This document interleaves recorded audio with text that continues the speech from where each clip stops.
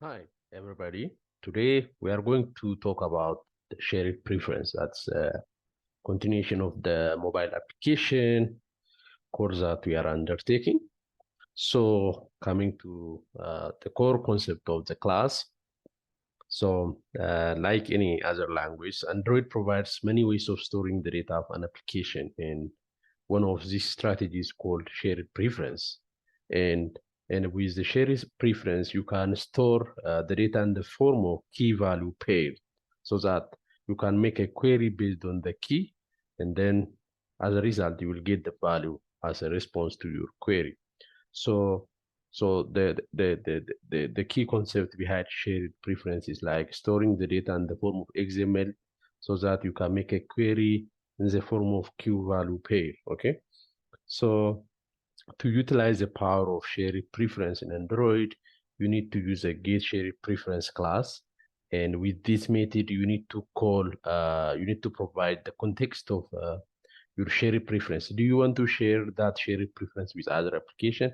In that case, you need to provide the context as a mode public. And if you need to make it application specific, you can make it like mode private. So this is a thing that you need to do with shared preference. So you need to instantiate the object of shared preference class like this, shared preference, and you can give it any name.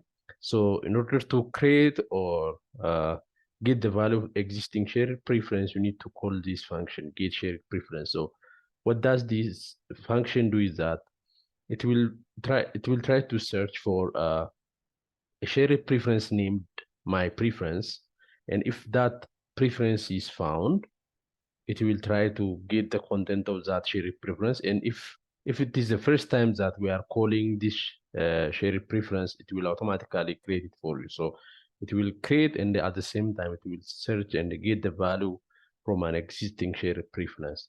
I think it will be more clearer if I talk about the the core application of shared preference. So as we ever know, when we log into different social media, most of the time we can see something that says save me or remember me on this device. So automatically those apps are utilizing the power of shared preference. That means you are going to store uh, this email address and the password inside a shared preference. If you tick remember me checkbox as shown here.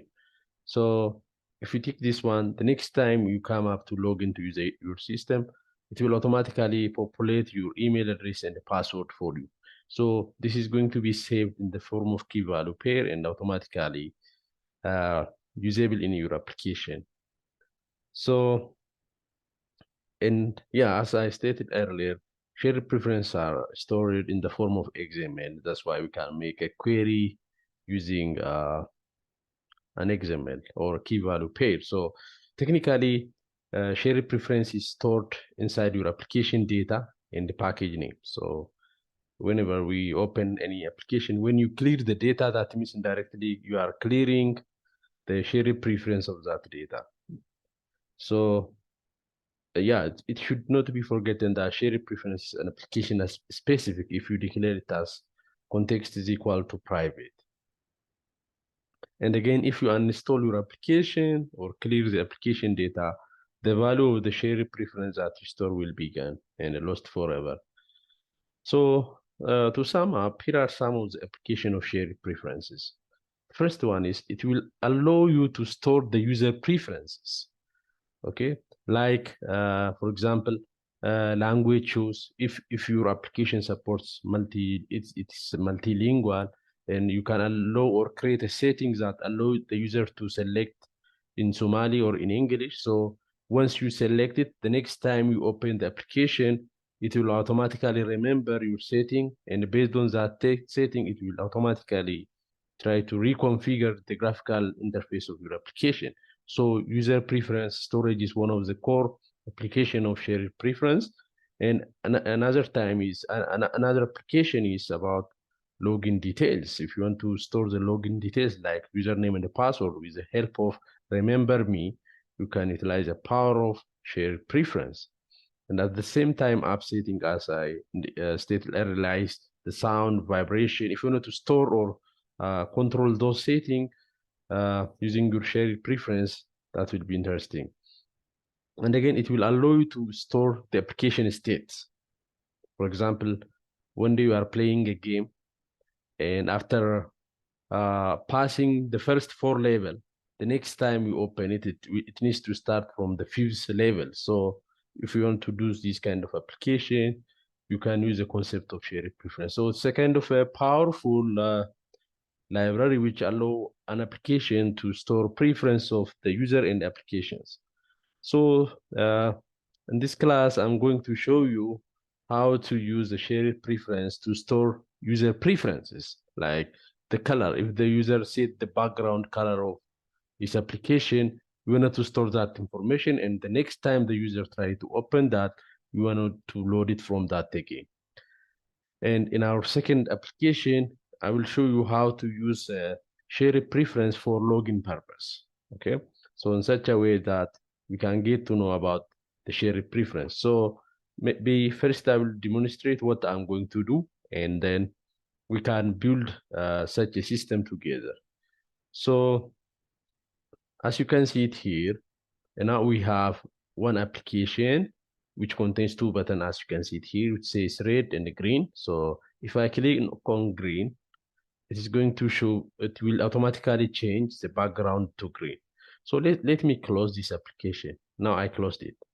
So the next time, if I open the application again, it needs to change the background automatically to red. Because I'm storing the color value inside a shared preference, to always try to check the value of the background color that we set last time, and then it will try to use that to enforce that color to the current view. So now let me change it to red. Now it becomes red, and I'm closing the application. And now if I try to open it, the background is red. So how we are going to do this kind of information? So let's begin. So as usual, let me minimize this one. Yes, I think that's better. So file, new project, and just let me create an empty one. So maybe I will say this one, shared preference, or Amud shared preference. This is our application name, and then click finish. So now it's trying to create a new folder structure for our new application. And yeah, you can see by default, we are going to have one Java code and one XML file that contains hello world. So we are going to modify that. So we need to be patient as usual. Yeah, somewhat busy. Yes, now the Gradle building process is completed. So now I will move to the XML file. This one, the one that contains hello world. Just to make it more realistic, we need to change the interface by clicking on this menu. Then just click show system user interface. You see, now it looks like a real application. So now I'm going to remove this one, and I'm going to create a button for changing the background color. So let me change into the code view, and I'm going to change the default layout to linear layout. And as usual, we know that the linear layout always expect orientation attribute, so you need to define this one, otherwise you will get error. So I'm going to use the vertical one, and then I'm going to remove this one. So let's create 2 to 3 buttons for different color. So I'm going to wrap it, and again I need to define the text property here, text equal to the color. Let's say this is for green, and we need one more attribute, that's on click. So you may say button green click. Then we can close this one. Let's copy paste this one, and we can use it for 3 different buttons. Okay, paste and paste. Now we have 3 buttons, and I'm going to change the text property, because now if you take a look at it, they are getting the same color value. So I'm going to change this one to red, and I'm going to change this one to maybe yellow. So let me change the onClick function name. It needs to be unique. So this is for red, and this is for yellow.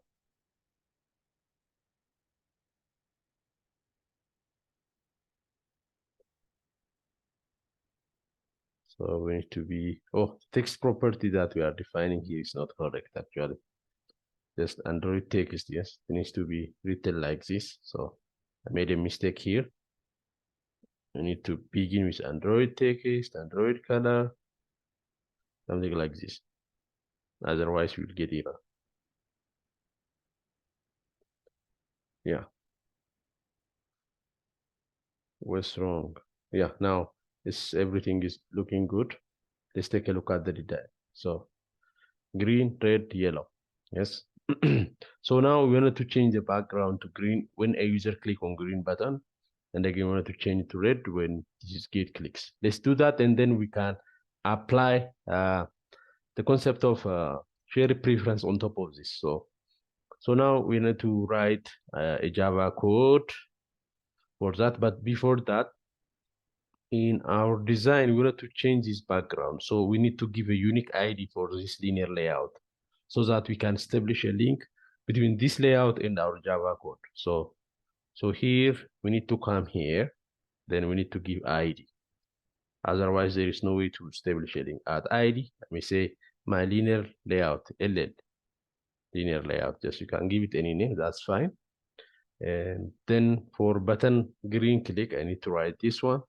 So I need to come here, public void button click, then view v, because the view is of type view. And then we need to import this one, alt enter. Yes. Then now we need to make a link. We need to create a linear layout here. Linear layout, you may say L. And then we need to establish a link. What is L? L is equal to find view by ID, resource.id, and the ID that we give to that linear layout, that's LL. Semicolon. Now the link is already established. So now we wanted to change the background to green when a user click on the green button. So we can simply say L, that's the linear layout, dot set background color, then color dot red. Okay, red. So now this will change it to red. Okay, so let's check it. So I'm going to run it. So run. Let's see if this will make a difference. Here is our emulator. It's running. And we need to wait until the Gradle building process completes.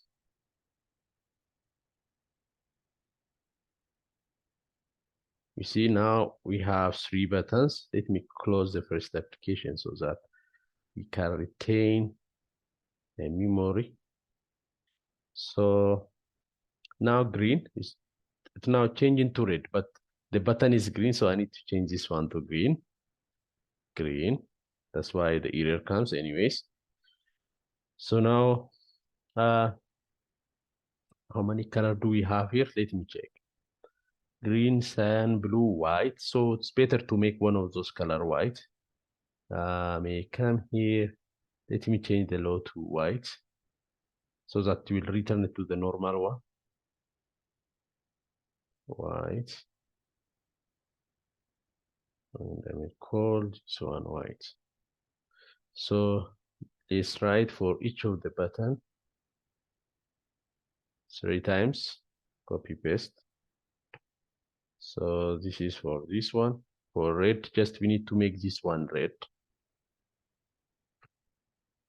For white, we need to make this one white. Yes, and the function name for the white is button white click. So here, paste it here. Need to make this one looks great like this. So now let's check it. Stop. Run again. So it's trying to install it on our emulator.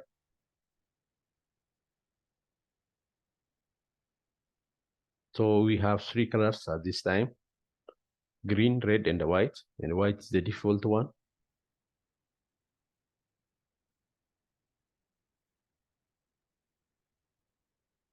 Well, it becomes somewhat busy. Yeah. So now it comes. So you see, the default background color is white. So if I click on green, it becomes green, you see. If I click red, it becomes red. White, make it white. Now, I hit click green. And let's close this application. I closed it.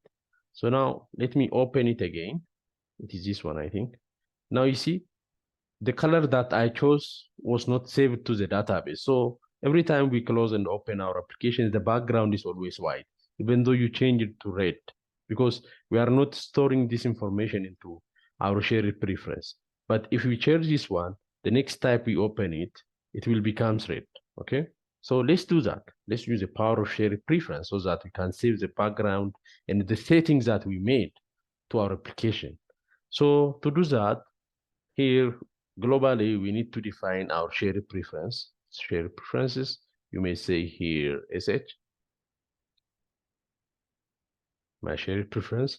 And again, we need to define a name for our shared preference, and we need to create string like my shared preference. And we need to give some value, my preference. Or you may say background setting. Background setting. We need to store the background color, yes. Just you can give it any name, and we need to give a key for that background. I may say string color or bg color,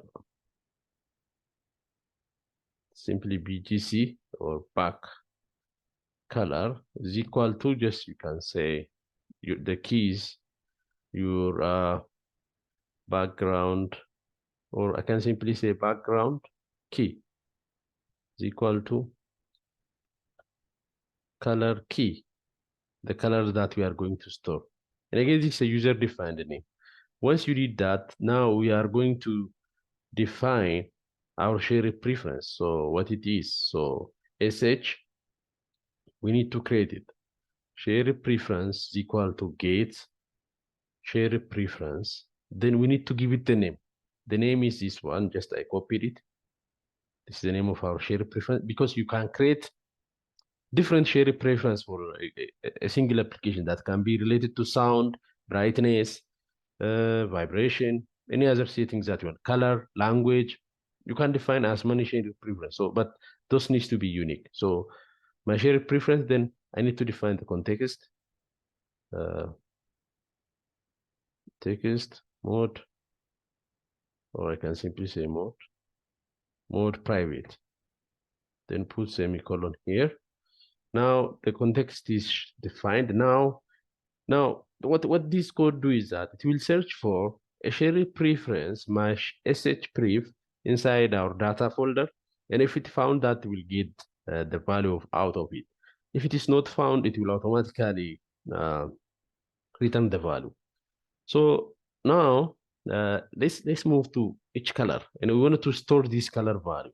So now for this time, let's define, let's say green is equal to 1, and let's define red is equal to 2, and let's say background white is 0. White is equal to 0. Okay, so we need to do that. So now we can use this function to save the state of the background color. So I'm going to say shared preferences dot editor. We are going to edit it. We are going to write something to our shared preference. So my editor, this is a variable name. So editor or shared preference dot edit. Just you need to call this function.